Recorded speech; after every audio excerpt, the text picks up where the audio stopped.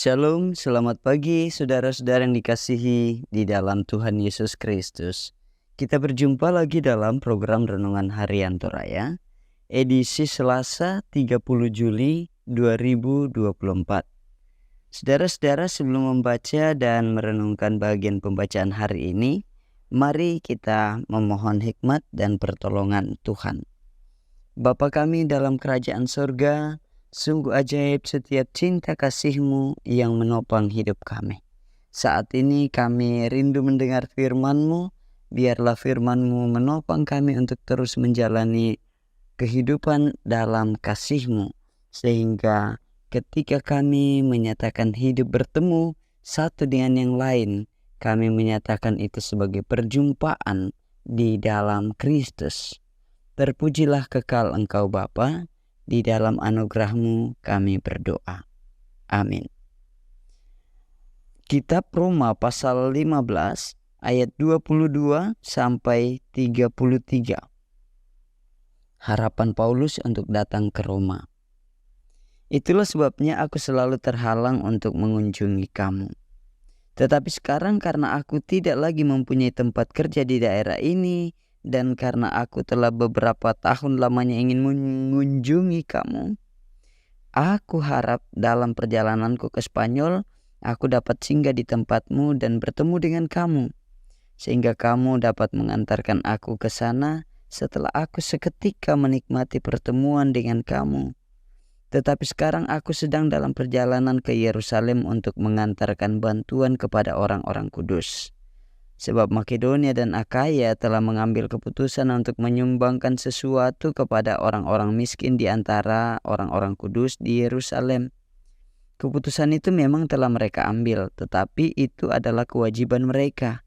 Sebab jika bangsa-bangsa lain telah beroleh bagian dalam harta rohani orang Yahudi, maka wajiblah juga bangsa-bangsa lain itu melayani orang Yahudi dengan harta duniawi mereka. Apabila aku sudah menunaikan tugas itu dan sudah menyerahkan hasil usaha bangsa-bangsa lain itu kepada mereka, aku akan berangkat ke Spanyol melalui kota kamu. Dan aku tahu bahwa jika aku datang mengunjungi kamu, aku akan melakukannya dengan penuh berkat Kristus.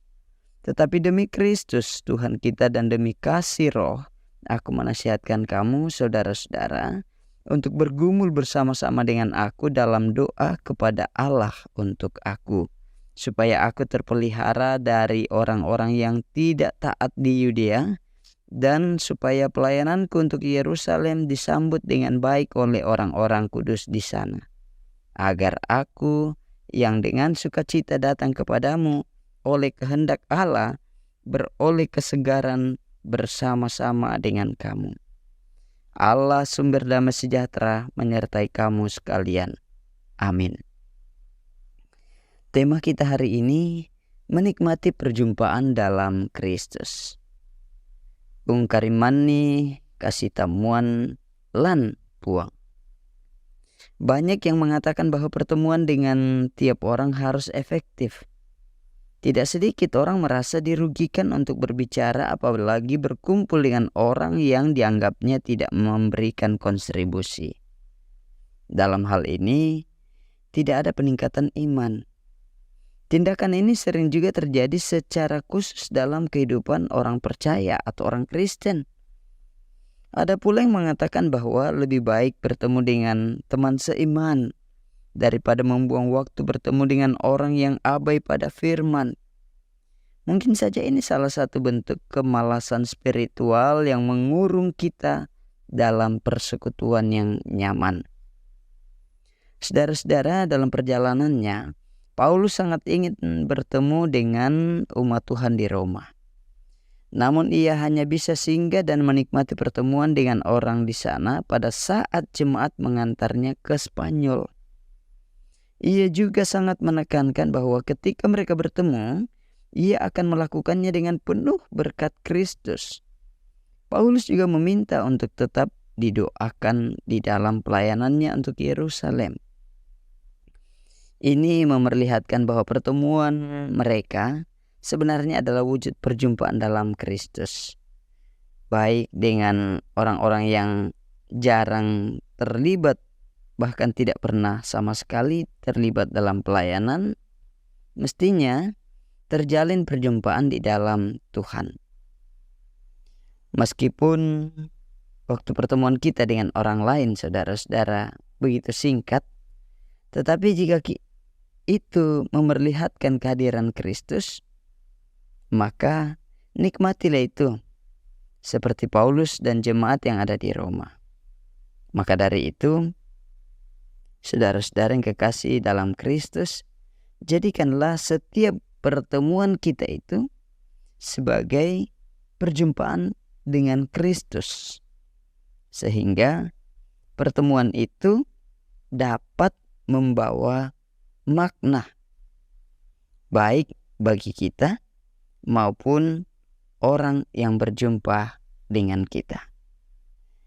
Bahwa setiap perjumpaan kita dinikmati sebagai perjumpaan di dalam Kristus. Amin. Mari kita berdoa. Bapa di surga, terima kasih firman-Mu saat ini mengajarkan kepada kami semua bahwa setiap bentuk perjumpaan kami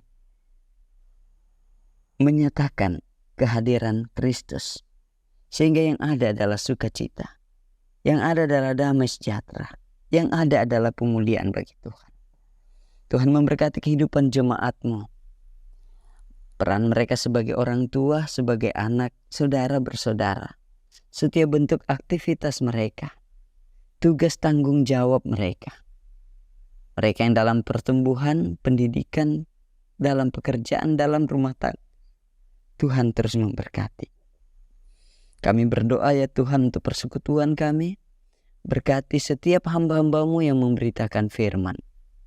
Setiap anak-anak Tuhan yang menyatakan hidup mereka di dalam Kristus. Kami berdoa untuk bangsa dan negara kami. Kami berdoa untuk pemerintah kami, pemimpin-pemimpin kami, wakil rakyat. Bahkan kami berdoa untuk setiap anak-anak Tuhan yang hidup dalam kebenaran-Mu. Biarlah mengambil bahagian juga dalam pemberitaan firman Tuhan. Dalam Kristus, amin.